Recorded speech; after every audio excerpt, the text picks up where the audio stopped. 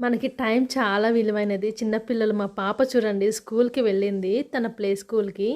పాపం ఒక్కటే కూర్చోంది. ఎందుకంటే first day and first time కూడా ఇంతవరకు ఎలాంటి స్కూల్‌కి నేను అలవాటు చేయలేదు. సో, ఫస్ట్ వాళ్ళ మిస్ దగ్గర ఉండింది. నేను గేట్ దగ్గర ఉన్నప్పుడు. తర్వాత ఏమైందో తెలీదు. తనే వచ్చి వెనకాల ఒక్కటే కూర్చోంది. నాకు చాలా బాధేసింది తనని అలా చూసేసరికి. ఇంక వాళ్ళ మిస్‌కి అడిగేసరికి ఎందుకు ఒక్కటే కూర్చోంది అని. ఏం లేదు నా దగ్గరే ఉండింది. ఇంకా ఏమో ఇప్పుడు వెళ్ళి అక్కడ కూర్చుంది. It's okay. అలవాటు చేసుకుంటుంది అని అన్నారు. ఇంకా మా పాపకి ఆఫ్టర్‌నూన్‌కి ఏదైనా రైస్ పెట్టాలి కదా అని చెప్పేసి ఇలా పప్పు ప్రిపేర్ చేశాను సింపుల్గా తోటకూర ఆకుతో. సో తనకి రైస్లోనే కలిపేసి ఒక చిన్న బౌల్ లాగా పెట్టేశాను. ఆఫ్టర్నూన్కి వాళ్ళు తినిపించేస్తారని చెప్పేసి. తినిపించకపోయినా పర్లేదు, పాపే తినేస్తుంది స్పూన్ ఒకటి ఇచ్చేసామంటే.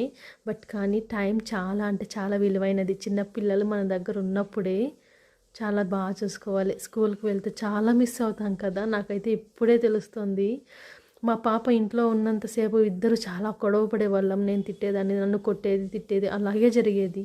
కానీ ఒక్కసారిగా నన్ను వదిలేసి స్కూల్కి వెళ్ళేసరికి అదేంటో ఒంటరిదాన్ని చేసిన ఫీలింగ్ అంతే. బట్ కానీ తను బాగా చదువుకోవాలి, బాగా చదువుకొని హ్యాపీగా ఉండాలి. తను తొందరగా కలిసిపోతుంది పిల్లలతో.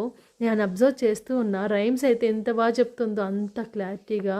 అండ్ పిల్లలతో ఉంటేనే పిల్లలకి నాలెడ్జ్ కూడా పెరుగుతుంది. అందుకని చెప్పేసి మా పాపని స్కూల్లో వేశాము.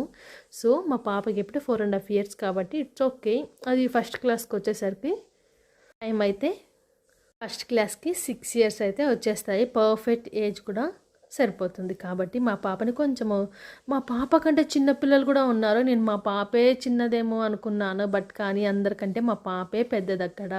సో చిన్న పిల్లల్ని ఒక 3 years నుంచినే స్కూల్కి అలవాటు చేస్తే మంచిది. వాళ్ళకు కూడా హ్యాపీగా స్కూల్కి కూడా వెళ్ళిపోతారు. కానీ ఇంట్లో కూడా ఉండాలి. బట్ ఇప్పుడున్న జనరేషన్కి స్కూలే బెటర్ అని నేను చెప్తాను. ఇంట్లో ఉంటే ఏమవుతుంది, మా పాప ఇంట్లో ఉన్నంతసేపు ఫోను ఫోను ఫోను. ఒక హాఫ్ అన్ అవర్ ఒక 10 minutes ఏమో తన బొమ్మలతో ఆడుకునేది. ఎప్పుడు ఫోనే కావాలి అనేది. సో ఇప్పుడు వాళ్ళ స్కూల్లో ఆడుకుంటుంది.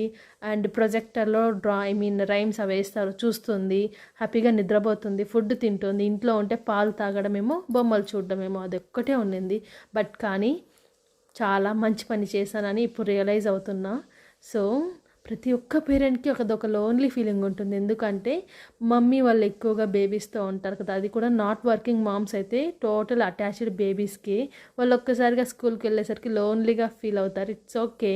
సో అలాంటప్పుడు ఇలాంటి ఒక చిన్ని మెమరీ లాగా ఒక వీడియో క్యాప్చర్ చేసుకోండి. అంతే, అది చూసుకుంటూ ఎంజాయ్ చేయడమే. మా పాప చాలా హ్యాపీగా ఉంది స్కూల్కి వెళ్ళినందుకు.